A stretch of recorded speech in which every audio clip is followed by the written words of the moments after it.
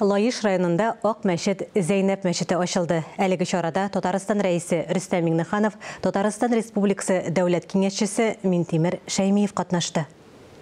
Алла бирсә, Алла бирсә, мөмкинлек булса, менә шушы мәчеткә килеп укырбыз дип уйлыйбыз инде безнең теләгебез шушы. Үскән төбәктә шундый мәчет булганга, шундый без шатланабыз, гурурланабыз. Мәчет 2019 елны төзелә башлый. Әлеге изге эш меценат хәйриячеләр Ирек Богуславский һәм Михаил Сыроватский ярдәме белән башкарыла. Мәчеткә әлеге ике хәйрияченең әниләре хөрмәтенә Зәйнәп дип исем бирелгән. Бөтен шартлар тудырылган, һәммәсе яңа төзелгән мәчетләр, алар менә бу шартларга туры килә һәм ул безнең бер җыелып, Алла белән аралашырга шундый урыныбыз була. Мәчет 400 кешене сыйдыра. Ирләр өчен 200 кешелек урын, хатын-кызлар өчен 50 урын. Никах үткәрү залы 120 кешене сыйдыра. Шулай ук монда мәдрәсә эшләячәк. Мәчетнең биеклеге 36 метр. Бу Татарстанда иң биек мәчетләрнең берсе.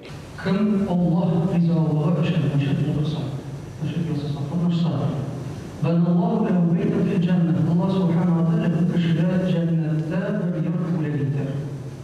Ак мәчет Зәйнәп мәчетенең имам хатибы итеп Алмаз хәзрәт Мөхлисов билгеләнгән.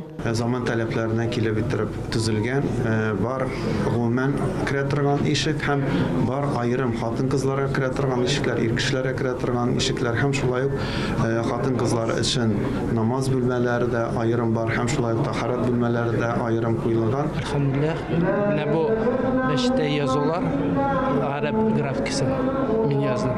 Мин хәзерге вакытта мәчетләрне 28 мәчеттә катнаштым. Алия Галиуллина, Эльвира Файзуллина, Фәрит Җәләли, Татарстан яңалыклары, Лайыш районы.